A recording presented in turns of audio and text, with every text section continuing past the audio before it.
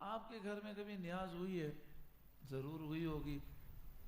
اگر گھر میں نیاز نہیں ہوئی تو نیاز کرتے ہوئے دیکھا ضرور ہوگا. قرآن خوانی ہوتی ہے, درود شریف پڑھے جاتے ہیں, اسی طرح آپ سمجھیں فاتحہ ہوتا ہے. دعا مانگتے ہیں, کس سے مانگتے ہیں؟ اللہ سے. یا اللہ اس کا ثواب اسے پہنچا, فلاں کو پہنچا, فلاں کو پہنچا. اچھا, جانور اگر گوشت جو ہے ہمیں کم کی ضرورت ہو تو ہم جانور نہیں لیتے, کم گوشت لے آتے ہیں. اگر نیاز زیادہ بن رہی ہو تو جانور خرید لیتے ہیں. اچھا, جانور جو نیاز کے لیے ذبح ہوتا ہے, ذبح ہوتے وقت دیکھا ہے آپ نے کسی نے کہا بسم الغوثی, کیا کہتے ہیں جناب؟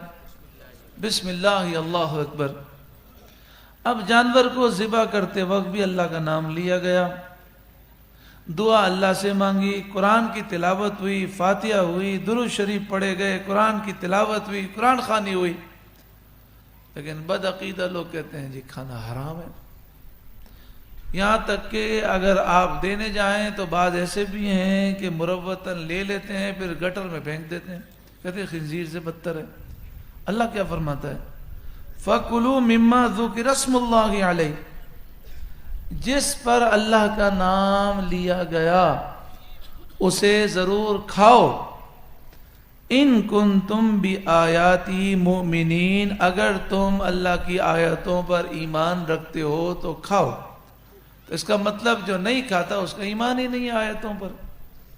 وَمَا لَكُمْ أَلَّا تَأْكُلُوا مِمَّا ذُكِرَ اسْمُ اللَّهِ عَلَيْهِ, جس پر اللہ کا نام لیا جائے اسے تم کیوں نہیں کھاتے؟ وہ حلال ہے.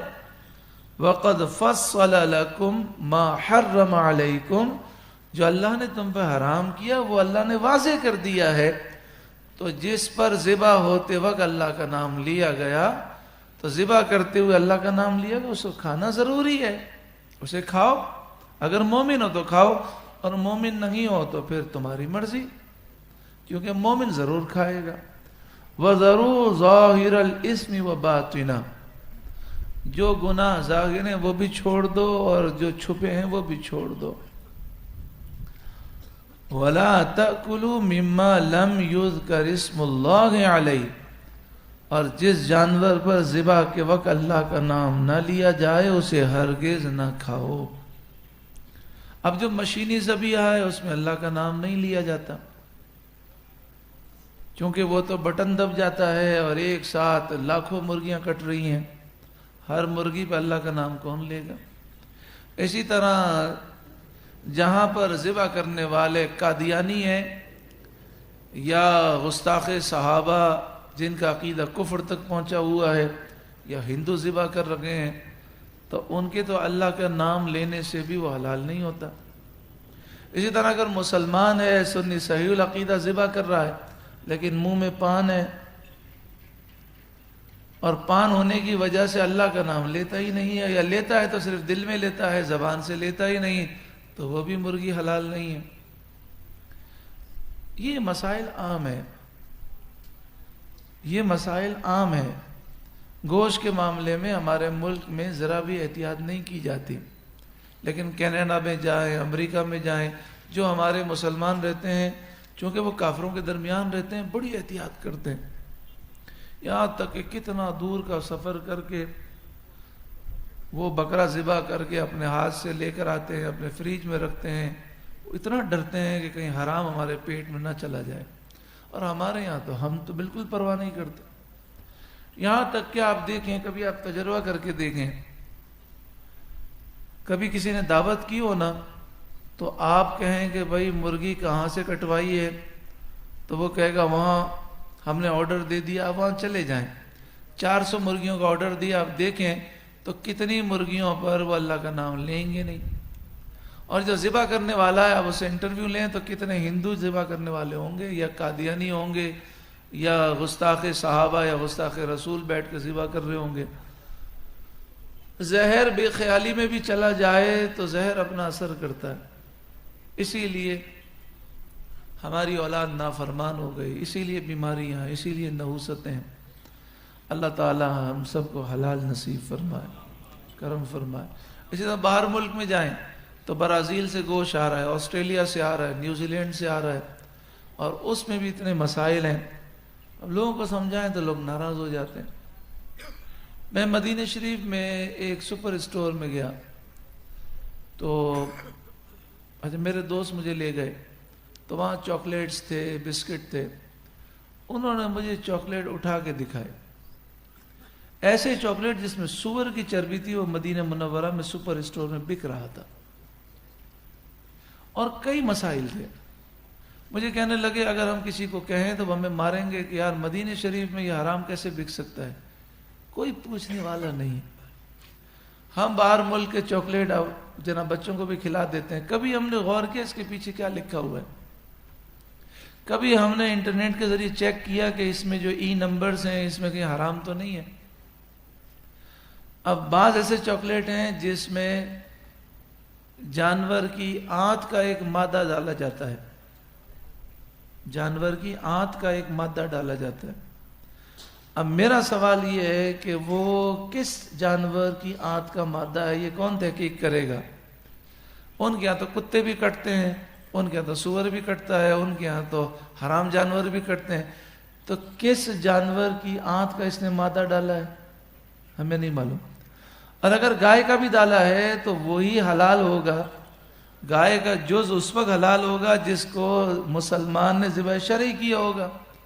اگر کسی کافر نے کاٹ دیا تو وہ ہمارے حلال نہیں.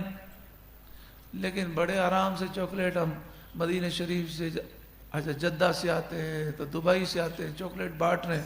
کبھی ہمارے ایک دوست نے انہوں نے کہا کہ بعض چاکلیٹ ایسے ہیں کہ بعض ملکوں میں اگر چھپتے ہیں یعنی بنتے ہیں یعنی اس کی فرنچائز ہیں، تو کینیڈا میں جو چاکلیٹ بن رہا ہے اس میں حرام جز ہے.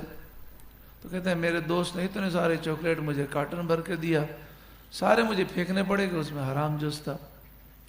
تو کبھی ہم نے کوشش کی کہ اس میں دیکھیں.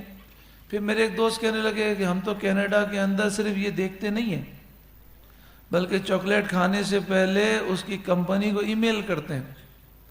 کچھ ہڈن چیزیں ہیں جو چھپی ہوئی ہیں جو لکھی نہیں ہوتی، لیکن کینیڈا کا قانون ہے کہ اگر کوئی کمپنی کو ای میل کرے گا تو کمپنی ساری چیزیں بتانے کی پابند ہے.